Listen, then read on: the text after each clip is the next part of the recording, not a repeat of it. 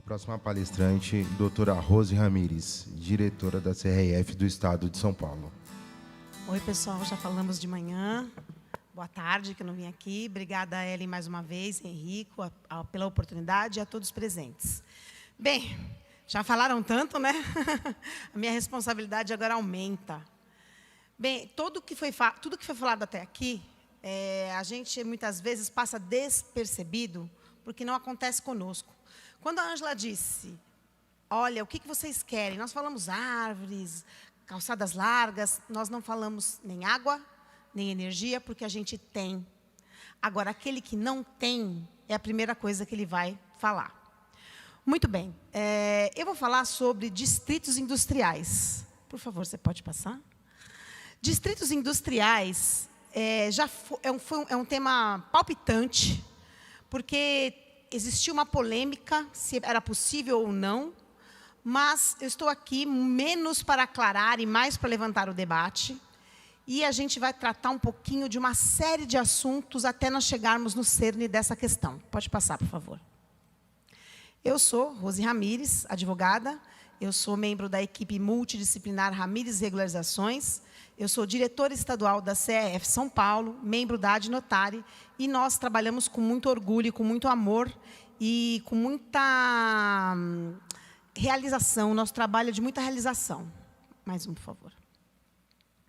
Bem, a regularização fundiária de distritos industriais, ela tira um pouquinho do enfoque do social, porque eu vou contar uma coisa muito bacana para vocês.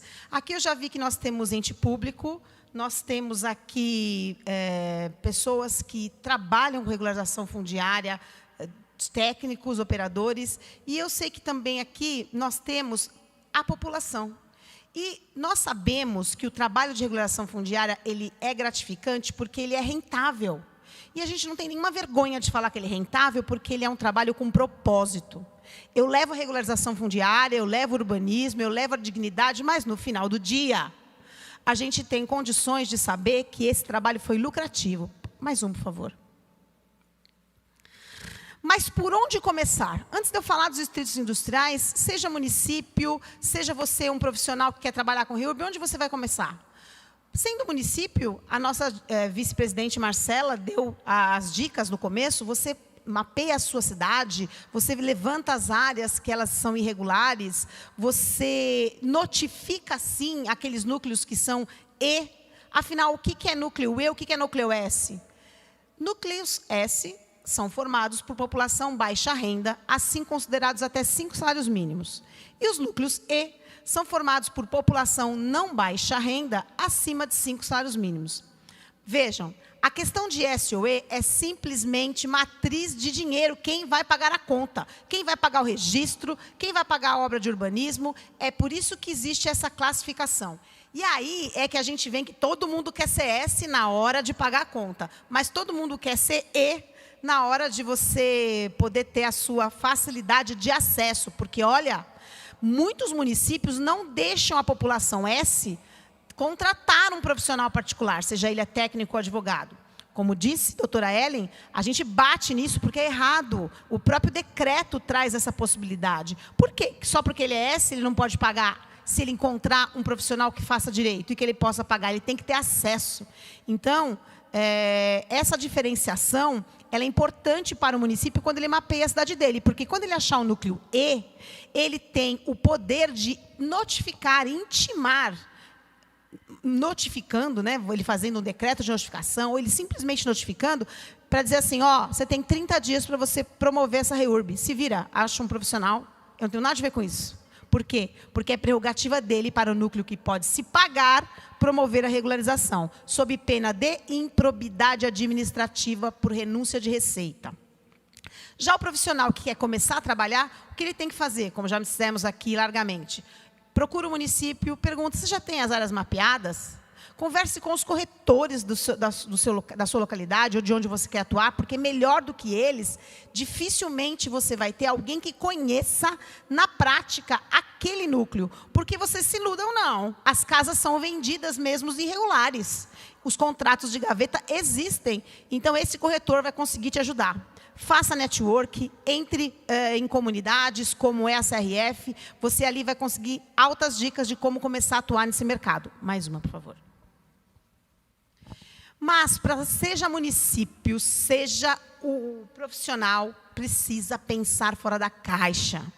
A REURB é um conjunto de regras que vieram jurídicas, sociais, ambientais, urbanísticas, mas, na verdade, você precisa quebrar os paradigmas que estão na sua cabeça, seja você poder público, seja você o profissional que vai trabalhar com isso ou que vai analisar.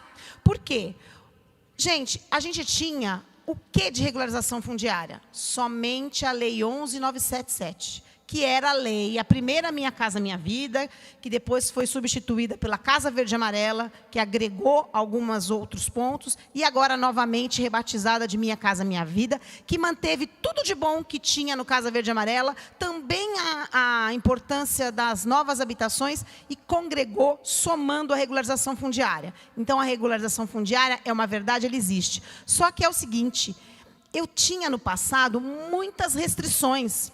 Eu não podia trabalhar ou regularizar, como a doutora Ellen já falou aqui, lotes mínimos. Eu não podia área de APP, eu não podia em área que era de risco, não tinha nem como mitigar, eu não podia fazer nada, eu simplesmente era barrada onde nas regras.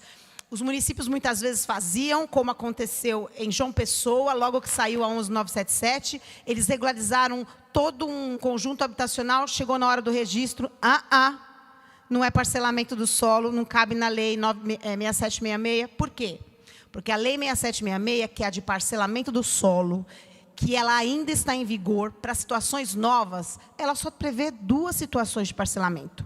Ou é o loteamento, ou é o desmembramento. Então, quando a 11.977 veio e que lá em João Pessoa regularizaram as duras penas e chegaram para registro, o registrador disse assim, não cabe, não é nem loteamento e não é nem desmembramento. Então, ficou o quê? Sem registro. E aí, nós pensamos hoje com a Lei 13.465 fora da caixa, porque ela trouxe soluções. Próximo, por favor. Ela trouxe soluções para que nós possamos...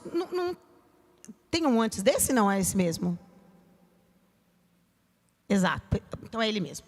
Pensar fora da caixa para quê? Para que a gente não fique preso à norma e à forma e ao apego do não pode. Porque com a regularização fundiária, como a gente gosta de dizer, você olha, fotografa e vai estudar as possibilidades. Por isso que ela é multidisciplinar.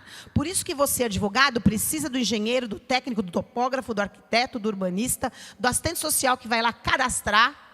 Porque você tem a sua função, o seu tipo de atuação. E o assistente social consegue tirar as informações de cadastro econômico que você talvez não tenha a expertise para conseguir. Você precisa dessa gama de profissionais. E aí, eu vim aqui... Por que ela veio falar de distrito industrial? Porque eu vou dizer para vocês o que aconteceu comigo. Qual foi o fato motivador que me levou a estudar os distritos industriais? Estava eu lá, mais a minha equipe, para fazer a regularização fundiária de uma cidade no interior, do lado oeste do estado de São Paulo. Lá os empresários querendo, o município querendo. Cheguei no registrador, que a gente segue a cartilha, vai conversar com o registrador. Veio o registrador e disse assim para mim, aqui não, doutora, aqui não. Eu falei, ué, mas por quê? Porque eu sigo um autor que diz que não pode fazer distrito industrial 100% industrial. Aqui só se for misto.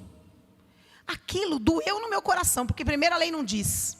Mas, empreendedora que sou, isso eu sempre conto, porque quem está aqui buscando empreender tem que saber olhar de fora as oportunidades. Eu fui lá e fiz o quê? Vendi meus préstimos de consultoria para a legislação daquela cidade. E foi aí que saiu a lei municipal daquele local. Porém, aquilo me doeu. Eu falei, e se for uma cidade que não vai aceitar isso? Eu vou ser barrado? De forma alguma. Então, eu fui estudar e fui verificar de onde esta criatura, com todos os meus respeitos, fundamentou essa negativa. Porque ou eu teria que sucumbir a ela, ou teria, como advogada que sou, usar de todos os recursos que nós, advogados, nós fazemos o quê? Somos nós que cutucamos o juiz, somos nós que levamos todas as situações novas da vida real para que o judiciário consiga interceder. E não é diferente também na regularização fundiária. Por quê, meus municípios queridos? Porque se você um dia negar uma REURB para mim, como negar para a doutora Ellen ou para qualquer operador de REURB aqui, sabe o que vai sobrar? Obrigação de fazer. Porque tem muito município que coloca por provimentos, que não vou fazer porque aqui só o município faz S. Não vou fazer porque eu digo que um núcleo mínimo tem que ter 10. Não vou fazer porque aquele que é S e contratar uma equipe particular, como acontece em São Paulo, vai ter que pagar pela infraestrutura. Não vou fazer porque já está um projeto futuro para 2045, para já o núcleo ser regularizado. Também não vou fazer. Então, é obrigação de fazer neles. Tá? Então, a gente gosta quando isso acontece. Mais um, por favor. E aí, diante desse dilema com esse registrador, que eu resolvi daquela situação, né, que me foi favorável, mas fiquei, pode ou não pode? Por favor, mais um. É uma restrição legal? Existe uma lei que me proíbe? Ou é um paradigma? Ou é um preconceito? Por quê, gente? Porque a legislação não diz não pode. A legislação também não diz núcleos mistos, eu nunca vi. A classificação ou é núcleo S ou é núcleo E, não existe núcleo misto. A gente muitas vezes usa esse termo ou para dizer, olha, está misturado, ele é predominantemente S, vamos cobrar do Z, ele é predominantemente E, mas tem as pessoas que são S, mas núcleos mistos para impedir uma regularização fundiária? Não, na lei não tem. Mas a gente tem essa dicotomia. Mais um, por favor. Nós temos a turma do pró e a turma do contra. Então, eu vou passar rapidamente uma pincelada pelos dois, para que vocês mesmos cheguem a essa conclusão de se pode ou se não pode. E a gente vai fazer um voo panorâmico por essas duas posições, para que a gente chegue a essa conclusão. Então, a gente vai começar, mais um, por favor. Pelos contras. Isso é opinião que eu entendo, que quem é contra a regularização fundiária de distrito industrial é porque fez uma leitura rasa da lei. Sabe aquela no café da manhã? Passou os olhos e falou, não pode. Né? Ou então está pegado à norma e à forma, porque lá as leis que nós tínhamos, 11.977, a lei que era Minha Casa Minha Vida, a 6766, ela era muito regrada, muito cheia de exigências. E aí, esse profissional, tanto de dentro do município quanto de fora, ele está pegado à norma e à forma, então ele não vai conseguir interpretar como se deve. A herança ideológica exclusivamente social. Vamos lá. Pessoal, a legislação 11.977, que foi a primeira que trouxe alguma coisa sobre regularização fundiária, que é a primeira Minha Casa Minha Vida, ela falava de assentamentos humanos. O que eram aqueles assentamentos humanos? Núcleos S, que tinha população de interesse social, mas que tinham que estar ali há mais de 5 anos, algumas regras de exigência. Então, o enfoque era da moradia. A lei falava em moradia, a lei falava em assentamentos humanos para moradia. Então, isso ficou arraigado na cabeça das pessoas, que passaram a ficar repetindo isso, que nem fosse um chavão. E agora, quando você chega com um núcleo 100% industrial ou residencial, dá aquele susto. Fala, opa, não tem cunho social. Ei, são empresários. Mais um, por favor. E para a gente entender esse apego à norma, à forma e aos paradigmas, a gente vai falar um pouquinho do quadro das legislações anteriores, por favor. Mais uma, por favor. Não vou ler, mas estão todas aí. Tudo que a gente tinha de regularização fundiária, desde a 6766, até a lei que instituiu o financiamento de habitação, tudo que a gente tinha, até a 13... Mais um, por favor. Até a 13.465 é isso aí. A maior delas em relação à importância que colocou, ainda que de forma bem sutil, que tratou a regularização fundiária, foi a Minha Casa Minha Vida, a primeira. Então, por ela que nós tivemos algum tipo de regularização. Eu chamo a atenção para o último projeto de lei, porque quando foi decretado, quando foi criado a Lei 13.465, ela já veio de uma medida provisória anterior, a MP 579. E essa forma, esse novo esse novo marco legal, marco regulatório da regularização fundiária no país, ele foi feito por medida provisória. Por quê? Porque quando a equipe que criou a legislação pensou nessa lei, falou, opa, se eu fizer por projeto de lei, vai ficar igual a Lei 3057 de 79, que ela está... 79 não, é 3057 de 2000. Ela está tramitando há 23 anos, é um projeto de lei para modificar a 6766. Então, quando pensaram na lei de regularização fundiária, quiseram que ela fosse, sim, por medida provisória, para ela ter uma eficácia mais rápida. Mais um, por favor. E eu pergunto para vocês, muitas leis, resolveu a invasão? Não. Resolveu o parcelamento irregular? Não. Resolveu a questão da fiscalização? A gente impediu? Conseguimos cidades melhores com esse monte de lei? Não. Então, o que a gente tinha? Muita lei e pouca solução. Mais um, por favor. E qual o resultado de muita lei e pouca solução? O que a gente tem? Um quadro de irregularidade que é um número mágico. Uns dizem 30 milhões, outros dizem 50 milhões. De imóveis irregulares ou com alguma irregularidade no nosso país. Se pensar pelo lado da oportunidade, nós temos aí 30 milhões de imóveis irregulares para consertar. Porém, se a gente pensar pelo lado do poder público, são 30 milhões de imóveis que eles precisam regularizar. Então, depende do enfoque que você dá. E aí nós temos também, gente, milhares de ações judiciais. Ação civil pública contra o município, com multa diária, em prol do meio ambiente, contra a falta de urbanismo, uma série de ações entre particulares de reintegração de posse, de disputa de propriedade. Então, milhares de ações judiciais de desocupação, de realocação, uma série de situações que duram anos sem solução. Ações civis públicas, como eu já disse, mais um, por favor. Para desocupação, Tribunal de Contas, também porque os municípios sofrem a ação do Tribunal de Contas pelo que ele fez com sua terra, pelo que ele licitou, pelo que ele não licitou. Mais um, por favor.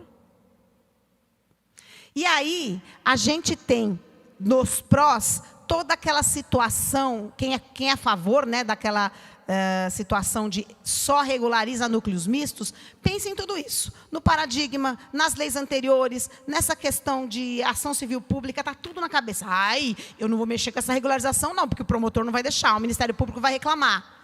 Não, isso é paradigma. E por que eu digo que é paradigma? Porque agora eu vou falar para vocês os fundamentos do posicionamento a favor para dizer por que é possível, sim, trabalhar a regularização fundiária de todo tipo de núcleo, seja ele moradia, seja ele industrial, seja ele comercial, de qualquer tipo. Mais um, por favor.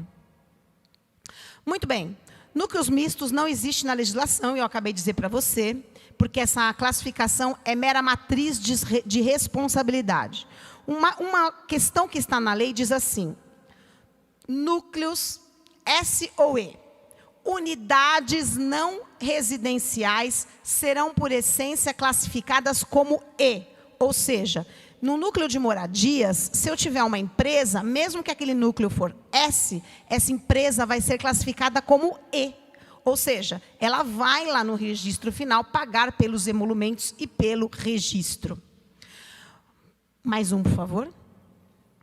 Aí veio a Lei 13.465 e enfrenta todas essas dificuldades que eu falei para vocês. Ela enfrenta o preconceito, ela enfrenta as impossibilidades, ela enfrenta todas as situações existentes. Ela enfrenta a realidade. E é isso que a nossa cidade é formada, gente. Ela é formada por realidades. Mais um, por favor. Eu brinco muito que eu falo que a REURB ela é um caminhão que vem atropelando as dificuldades. Ela atropela as regras rígidas, ela atropela o preconceito, as dificuldades, o apego, mas não é um caminhão desgovernado, porque ela tem regras, ela faz você se comprometer com a infraestrutura, ela te dá possibilidades de você regularizar, mas ela te cobra, porque você precisa apresentar cronograma de obra. Tudo aquilo que a Ângela falou de urbanismo aqui, gente, aquilo tudo você levanta no que a gente chama de laudo de desconformidade. Você vai ver aquela rua que é de terra, você vai colocar. Aquela calçada que não existe, você vai apontar. Depois isso vai virar o quê? O que precisa ser feito, que vem no laudo urbanístico. Mais uma, por favor. Como eu disse há pouco, uma cidade é composta por várias realidades. Várias. Então, se você vai de ponta a ponta na sua cidade, você vai ver de tudo. Mais um, por favor. E o que a gente tem de realidade? A gente tem o puxadinho na garagem, onde tem uma pastelaria ou um pet shop. E aí eu digo para vocês, isso é comercial ou residencial? Quem disse que é misto, é o uso misto, que tem a casa no final e na frente esse ponto comercial. Mas quem disse que é comercial, só a lojinha, é comercial. Agora a pergunta melhora. Ele é comercial. Como é que eu vou classificá-lo? S ou E? Não. Todas as unidades que não forem residenciais, por essência, elas são classificadas como E. Mas eu não disse para vocês que o que define S ou E é a matriz de responsabilidade? Quem vai pagar a conta? Quem ganha acima de 5 salários mínimos? Por isso que a REURB ela é possível, mas ela não é fácil. Não adianta você ler a lei e falar, opa, estou fazendo. É uma questão de análise. Vocês acham mesmo que esse tipo de comércio ele é fora da nossa realidade? Não, ele está na nossa realidade. Se nós lembrarmos da pandemia, todo mundo abriu uma birosquinha para vender alguma coisa na porta ou para entregar para alguém. E aí eu pergunto para vocês, tem pontos comerciais, aquela costureira, aquele sapateiro, que muitas vezes não atingem a renda de 5 salários mínimos. Então, mesmo sendo comercial, eles vão ser S, porque ele é importante para aquela comunidade, ele é importante para aquele núcleo. Tá? Mais um, por favor. Regras, a necessidade de flexibilizar regras faz parte da realidade. Porque se eu não flexibilizar, eu não vou regularizar. Às vezes os municípios fazem legislação e dão um tiro no pé. Porque fica lá pondo trava daqui, trava dali. Não, vamos pôr assim para... Vai, o Ministério Público vai vir. Não, dificulta. Aí tem um tiro no pé, porque não regulariza. Aí também não arrecada. Aí também sofre por improbidade administrativa, por renúncia de receita. Mais um, por favor. A regularização fundiária não é só para moradias. E os distritos industriais fazem parte da nossa realidade também. Mais uma. Os núcleos 100% não residenciais, eles existem. Eles precisam de titulação. Ah, mas eles são ricos já, geram emprego. Eu não preciso titular. Aí que vocês se enganam. Porque o imóvel titulado, o imóvel com a documentação regularizada quanto à propriedade registral, faz diferença na vida da pessoa, que traz dignidade para ela, mas faz mais diferença na vida de uma empresa, de uma indústria, que pode, com isso, ter acesso a vários serviços financeiros.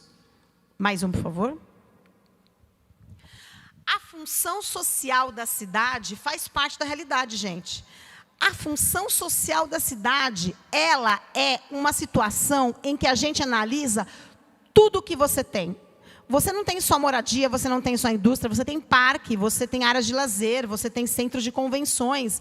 Então, tudo que o social, que as pessoas precisam, é parte da realidade. Essa função social é parte da realidade. A legislação trouxe um enfoque econômico. Esse enfoque econômico faz parte da realidade. Por quê? Porque quando você intitula, você tem uma propriedade regularizada, você movimenta a economia. E esse enfoque econômico, a gente sabe onde está? Está na exposição de motivos, lá da nossa medida provisória. Quando você lê, você vê que lá existe uma previsão de que, no futuro próximo, a matriz econômica do nosso país pode girar em torno das unidades imobiliárias regularizadas, da titulação. Por isso que a 13465, além de olhar o lado social, de regularizar a moradia, de qualidade habitacional e tudo mais, ela olha também a titulação, que a gente não tinha antes. Vocês sabem quem é o maior parcelador irregular do país? O município. Aliás, perdão, o poder público. Seja o município, seja o Estado, seja a União. Por quê? Porque ele faz conjuntos habitacionais, a União, ela parcela, ela tem unidades, ela tem prédios todos irregulares. Tá? Então, o maior parcelador irregular do nosso país é o próprio poder público. Mais um, por favor. O enfoque econômico da regularização é importante? Mais um. É importante, sim. Porque quando eu tenho uma casa, gente, eu não tenho só a casa, aquela edificação. Eu tenho o lado que eu vejo e o lado que eu não vejo. Uma casa, como é que ela gera receita? Porque não é vergonha falar em gerar receita, nem renda, porque as pessoas vivem, trabalham e precisam da geração de renda, qualidade de vida, melhoria de vida, para os teus, para os próximos, para os teus funcionários. Então, a regularização fundiária, ela também observa e ela tem esse enfoque econômico justamente por isso.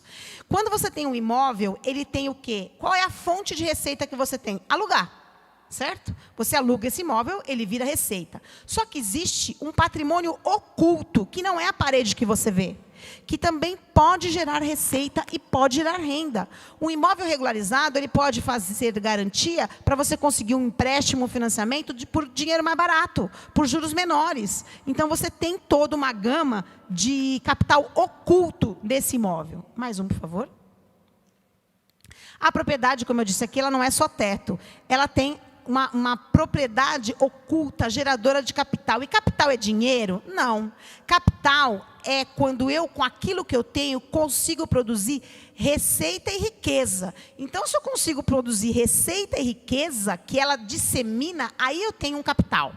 Mais um, por favor.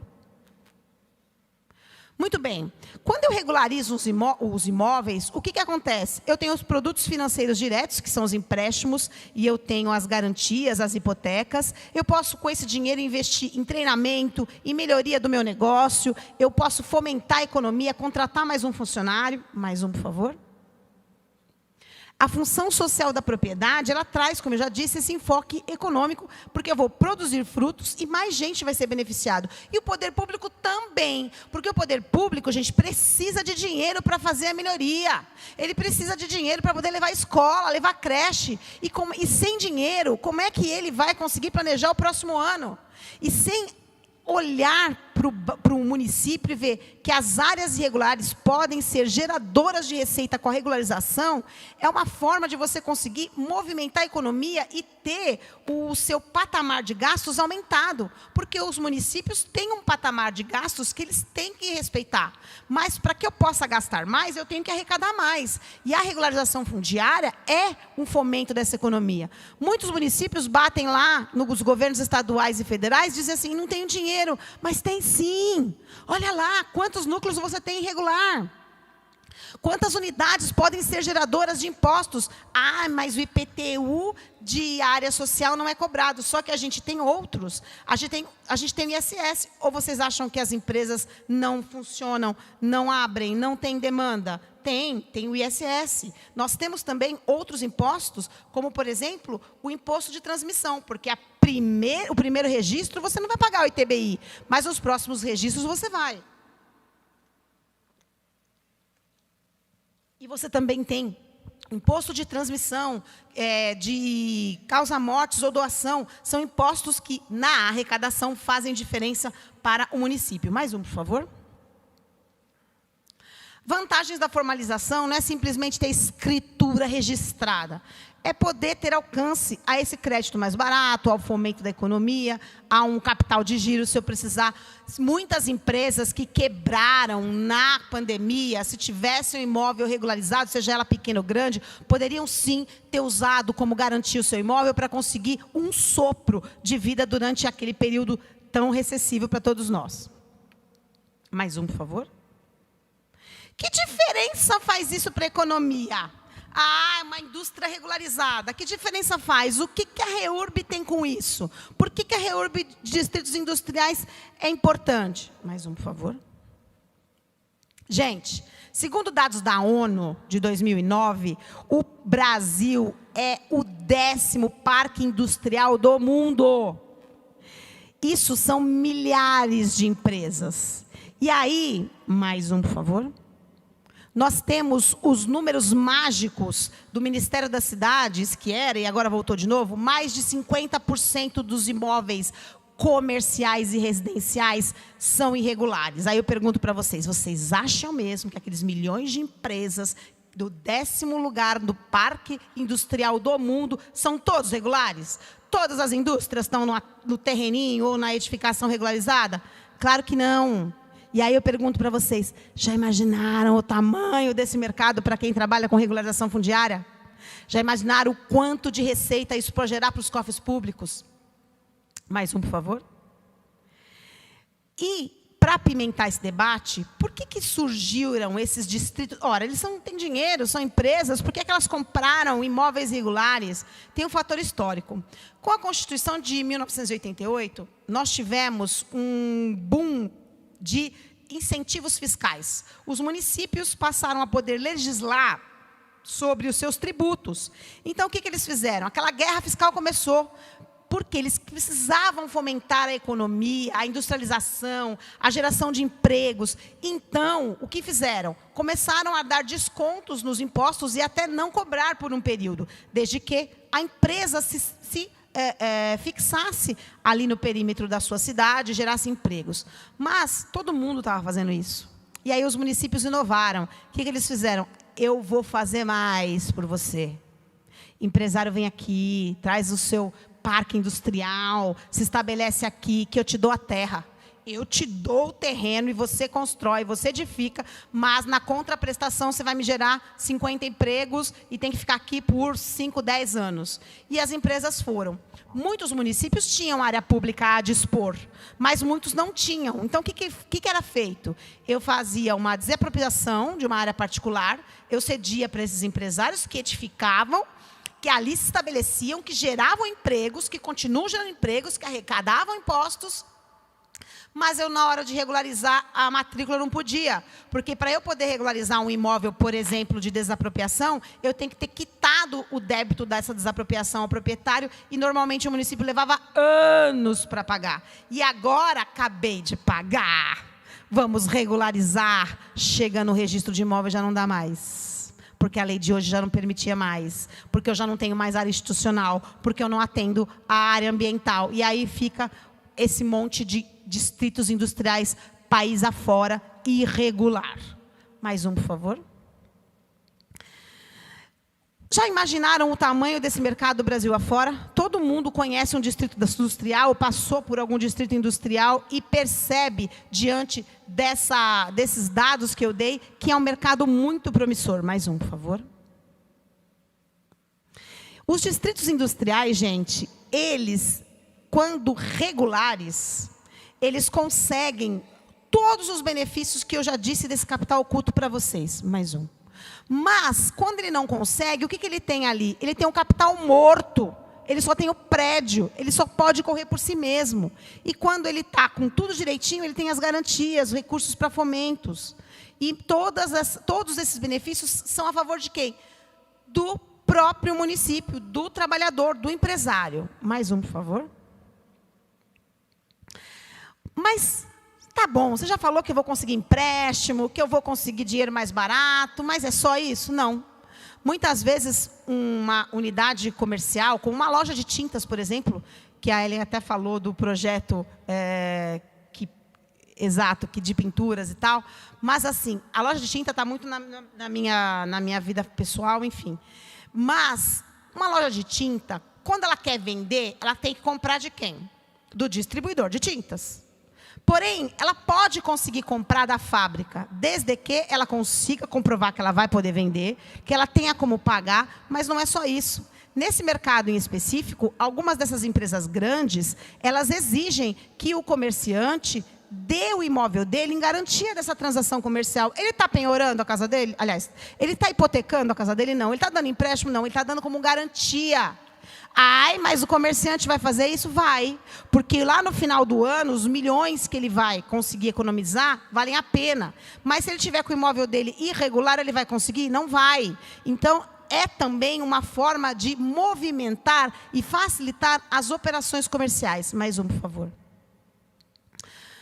Os benefícios da REURB no comércio são inenarráveis, como eu acabei de dizer, no fomento de relações comerciais. Mais um, por gentileza. Também pode esse imóvel, nós estamos falando de grandes imóveis, para ser colocados em fundos imobiliários, ou seja, o proprietário, ele vende o prédio dele aos fundos imobiliários e ele mesmo aluga esse mesmo imóvel por uma locação de 15, 20 anos. Ah, isso não acontece. Acontece sim. Mais um, por favor. A Rede Globo, recentemente, gente, ela vendeu a unidade dela de São Paulo por 200 e tantos milhões e alugou esse mesmo prédio por 15 anos a pouco mais de 80 mil. Ela resolveu o problema do caixa dela e conseguiu gerar receita com o imóvel regularizado, tá? E os fundos imobiliários, eles funcionam assim. Você vende, o proprietário vende, realuga seu imóvel e esse fundo de investimento coloca no mercado para as pessoas investirem nesses fundos imobiliários e conforme vai a valorização do imóvel, vai rendendo também para todo mundo que aplica nesse tipo de fundo. Mais um, por favor. É aquele que eu acabei de dizer, da Rede Globo, vendeu por 522 milhões, mais um. E aí, gente, 2 casos práticos, a gente vai finalizando, é assim, a cidade de Ourinhos tinha um distrito industrial ali, e antes de nós chegarmos, são 4 distritos industriais, e em 2 deles houve uma ação civil pública justamente de responsabilidade, porque naquele fomento da economia, o município acabou tendo essa desapropriação, enfim, distribuiu as terras, e o Ministério Público caiu em cima para querer a responsabilidade. Por quê? Para saber da licitude, se houve licitação, se não houve, enfim. E aí a ação civil pública, ela chegou ao final e decidiram que iria, sim, demolir aquelas unidades. Ou o empresário que já estava lá há 20 anos teria que pagar por aquela terra. É justo? No parecer que se faz é que esse imóvel que serviu de incentivo, de fomento da economia, que gerou emprego durante tantos anos, ele já pagou a contraprestação dele. Mas não teve jeito, não tinha ninguém de regularização fundiária ali que pudesse dizer, olha, é o justo valor da terra nua, o empresário já deu a contrapartida dele, ele não precisa pagar, não tinha ninguém. E, no fim, esse empresário teve que recomprar a empresa dele. Ai, mas ele iria fazer isso? Iria, gente, é o trabalho de uma vida. Quantos empregos ali gerados? Quantas gerações naquela família? Então, isso aconteceu porque não tinha ninguém de regularização fundiária. Se um de vocês estivesse lá, eu duvido que isso teria acontecido. Porque vocês teriam chegado em tempo hábil. Mais um, por favor. A Prefeitura Municipal de Ribeirão do Sul foi um pouco mais extrema. Um distrito industrial que houve uma ação civil pública para demolição, porque eram indústrias em área pública. E, pasmem, uma das indústrias foi demolida. Ou seja, a REURB chegou... E isso não faz anos, não. Há 3 anos, já com a Lei 13.465 em plena vigência. Ou seja, a desinformação. E é por isso que a gente está aqui. É por isso que a doutora Ellen se dispõe, é por isso que a CRF está aqui. A gente dissemina o conhecimento para que mais empresas, aliás, para que menos empresas sofram o que essas sofreram. E não é só empresa não, gente. A gente tem casas que são demolidas por conta de ação civil pública que as pessoas que conhecem da matéria chegam tarde, ainda hoje. Mais uma, por favor. E aí, entre casos e oportunidades, a primeira cidade que teve um distrito industrial regularizado por regularização fundiária foi Mariporã. Inclusive, esse registro está registrado. É com muita alegria que a capital paulista, teve a primeira regularização fundiária de distrito industrial, mesmo contra os entendimentos de que não é possível. E sim, venceu o entendimento de que é melhor um imóvel regularizado, que está dentro da lei, que é possível regularizar, que não existe motivo contra, do que a irregularidade. A irregularidade é caríssima. Mais um, por favor. Então, eu entendo que você negar a regularização fundiária de distritos industriais, você fragiliza os processos de regularização. Você traz para uma questão interna do município objetivos que são fora da realidade. Então, eu entendo que é possível, sim, a regularização fundiária de distritos industriais. Mais um, por favor. Eu acredito que pode, é possível. Mais um. Quais as possibilidades de regularizar um distrito industrial?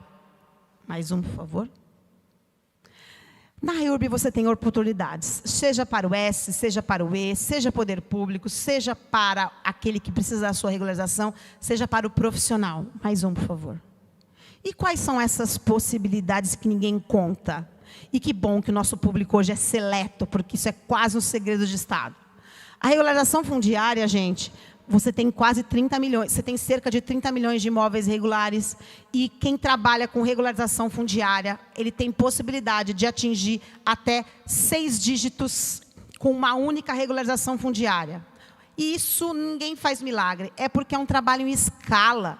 Você trabalha com 100 casas, 200 casas, 20 casas. Então, esse trabalho em escala possibilita ao operador de REURB esses ganhos, mas não se iludam, porque é muito trabalho, é uma equipe técnica multidisciplinar, são muitas horas de estudo, são muitas horas de parceria, são muitos dias de pé no barro, são muitas reuniões de sexta-noite, de sábado e domingo, né, doutora Ellen? Fora, quando você chega em casa, você vai ainda trocar ideia com os profissionais, fala que, e aí, o que você acha disso? Me socorre aqui, eu estou com o meio ambiente, e aí, já saiu o financiamento habitacional, já estou precisando. Então, é assim, é o tempo todo com a atenção ligada nos grupos de regulação fundiária, com a CRF tentando fazer o trabalho de ligar esses profissionais de todos os estados. Então, a gente precisa desse networking. Mas, falando por mim, o que mais me doía antes de trabalhar com regularização fundiária, e que eu acho que é o que atinge a muitos profissionais liberais, é a sazonalidade. Como advogada que sou, a gente tem no final do ano aí o recesso de final de ano. Então, o cliente não quer saber de honorários advocatícios e nem de contratar advogado, fica para o ano que vem. Ele fala assim, não, eu vou gastar no Natal aqui, não vou pagar a doutora não, é só o ano que vem. E essa sazonalidade doía. E aquele que trabalha com regularização fundiária, ele não tem essa sazonalidade, porque você vai ter a sua carteira frequente. Mais um, por favor. Vocês já imaginaram, para finalizar, o tamanho do poder e da responsabilidade que nós, operadores de regularização fundiária, de todos os setores, temos? Mais um, por favor.